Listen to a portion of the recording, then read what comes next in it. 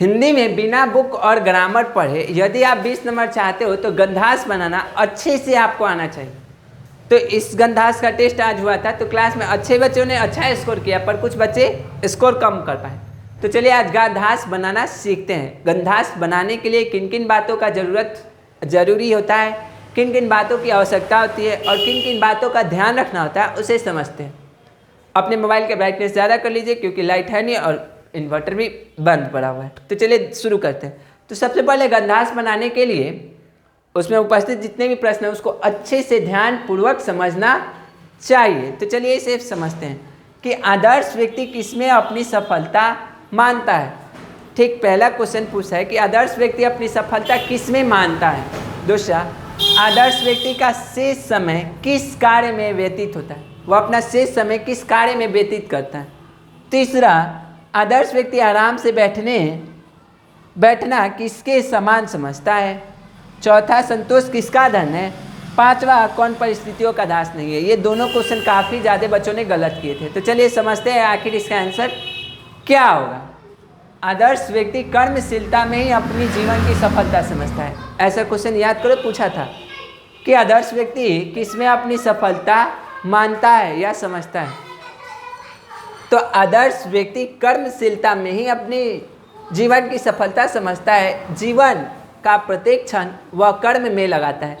वह जीवन का हर एक क्षण सिर्फ काम के लिए ही बिताता है। नेक्स्ट, विश्राम और विनोद के लिए उसके पास निश्चय समय रहता है। मतलब आराम करने के लिए, खेलने कूदने के लिए उसके पास निश्चय समय अलग से होता है।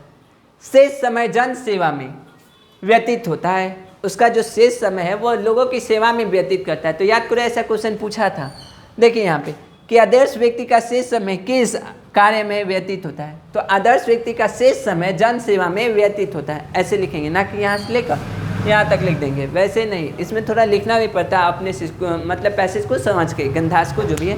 आगे बढ़ते हैं। काम करने की उसमें लगन होती है, उत्साह होता है या उसमें लगन होती है। वह हाथ पर हाथ धर कर बैठने को अब मृत्यु के समान समझता है। तो ऐसा पूछा था कि आदर्श व्यक्ति आराम से बैठना किसके समान समझता है। तो लिखेगा आंसर कि आदर्श व्यक्ति हाथ पर हाथ धरकर बैठने को मृत्यु के समान समझता है। आगे, विपत्तियों में भी वह अपने चरित्र का सच्चा परिचय देता है। जब भी उसके सामने विपत्ति आती है वह अपने कार्य कुशलता से उसकी अच्छा परिचय देता है। आगे बढ़ते हैं। धैर्य रूपी कुदाल से वह बड़े बड़े संकट रूपी पर्वतों को तोड़ देता है। धैर्य से वह बड़े बड़े संकट को भी गिरा देता है। उसकी कार्य कुशलता देखकर लोग दांतों तले उंगली चबाते हैं कि क्या इसका निर्णय है, कितना अच्छा डिसीजन है।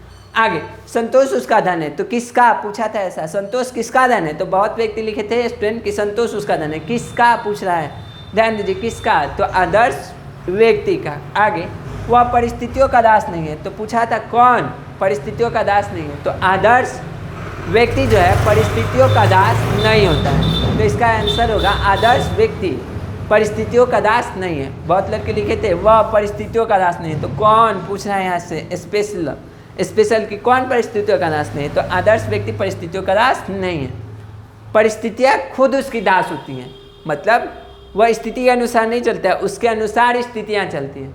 ये गंधास यहीं पे समाप्त होता है। मिलते हैं नेक्स्ट गंधास के साथ अगले क्लास में।